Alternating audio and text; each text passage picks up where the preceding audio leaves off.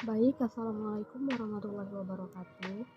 Perkenalkan, nama saya Nurma dari Prodi S1 Kebidanan Lokal A1, Fakultas Ilmu Kesehatan Universitas Borneo Tarakan. Jadi pada video kali ini saya akan membawakan materi dengan judul PPI atau Pencegahan dan Pengendalian Infeksi. Sebelumnya, apa itu infeksi? Jadi infeksi merupakan penyakit yang disebabkan oleh mikroba patogen dan bersifat sangat dinamis. Nah, adapun patogen penginfeksi meliputi virus, bakteri, jamur, protozoa, parasit multiseluler, dan protein yang menyimpang yang dikenal sebagai virion. Jadi, karena patogen-patogen tersebut merupakan penyebab penyakit, maka bisa dikatakan tanpa patogen-patogen tersebut, maka tidak akan terjadi epidemi infeksi. Penularan patogen ini sendiri terjadi dengan berbagai cara, yaitu melalui kontak fisik, makanan yang terkontaminasi, cairan tubuh, benda inhalasi yang ada di udara, atau melalui organisme vektor. Selanjutnya yaitu rantai infeksi. Nah, berikut merupakan gambar dari rantai infeksi. Sebelumnya, apa itu rantai infeksi? Jadi rantai infeksi merupakan rangkaian terjadinya sebuah infeksi pada manusia. Dengan memahami alur atau rangkaian rantai infeksi, kita akan tahu bagaimana terjadinya infeksi melalui tahapan-tahapan tersebut, dan untuk mencegah terjadinya kejadian infeksi, kita perlu memutus mata rantai tersebut, baik dari sisi pencegahan maupun pengendalian penyakit. Jadi ada 6 komponen rantai penularan yang apabila salah satu mata rantai diputus atau dihilangkan, maka penularan infeksi tersebut dapat dicegah atau dihentikan sehingga infeksi pun tidak akan terjadi. Yang pertama yaitu agen infeksi. Agen infeksi adalah mikroorganisme penyebab infeksi. Pada manusia dapat berupa bakteri, virus, jamur, dan parasit. Jadi yang kedua yaitu reservoir atau tempat di mana agen infeksi dapat hidup, tumbuh, berkembang biak, dan siap ditularkan kepada orang lain. Reservoir yang paling umum adalah manusia, binatang, tumbuh-tumbuhan, tanah, air, dan bahan-bahan organik lainnya. Pada orang sehat, permukaan kulit, selaput lendir, saluran napas atas, usus, dan vagina merupakan reservoir yang umum.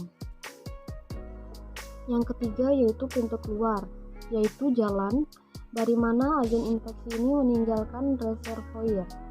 Pintu keluar meliputi saluran pernapasan, pencernaan, saluran kemih dan kelamin, dan lain-lain. Yang keempat yaitu cara penularan, merupakan penularan reservoir ke pejamu yang rentan atau sensitif. Ada beberapa metode penularan seperti kontak langsung atau tidak langsung, dari makanan, dari minuman, darah binatang, dan lain-lain. Yang keempat yaitu pintu masuk, adalah tempat di mana agen infeksi memasuki pejamu. Pintu masuk bisa melalui saluran pernapasan, pencernaan, saluran kemih dan kelamin, selaput lendir, serta kulit yang tidak utuh atau luka. Kemudian yang keenam yaitu pejamu rentan, yaitu orang dengan kekebalan tubuh menurun yang mudah sekali terinfeksi atau kesulitan melawan agen infeksi.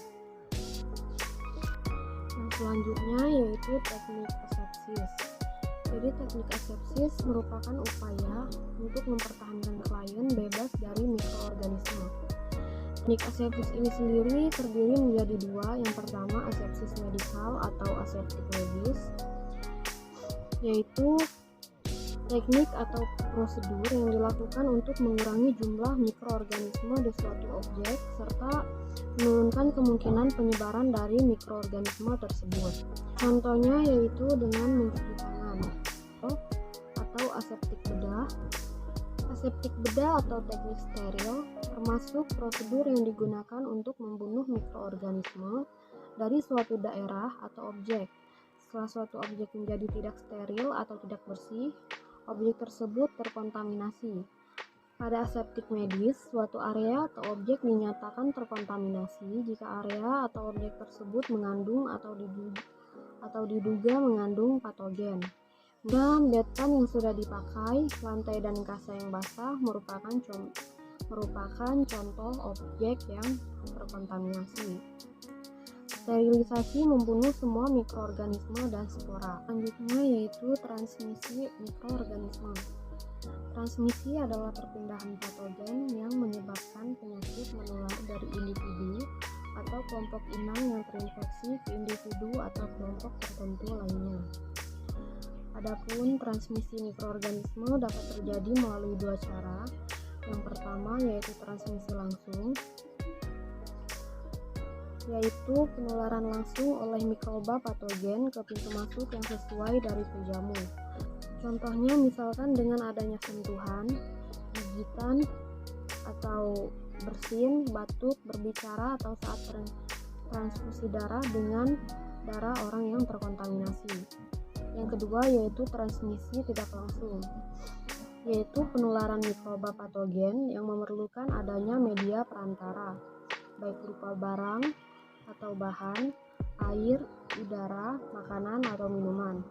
Jadi sebagai contoh misalkan lalat yang mana pada kaki dari lalat tersebut sudah melekat kotoran atau mikroba patogen, kemudian lalat tersebut hinggap pada makanan yang akan dimakan oleh orang lain, yang kemudian dapat menyebabkan orang tersebut menjadi terinfeksi. Baik, itulah tadi sedikit materi dari saya. Mohon maaf apabila terdapat kesalahan dalam penyampaian materi. Kurang dan lebihnya saya mohon maaf. Assalamualaikum warahmatullahi wabarakatuh.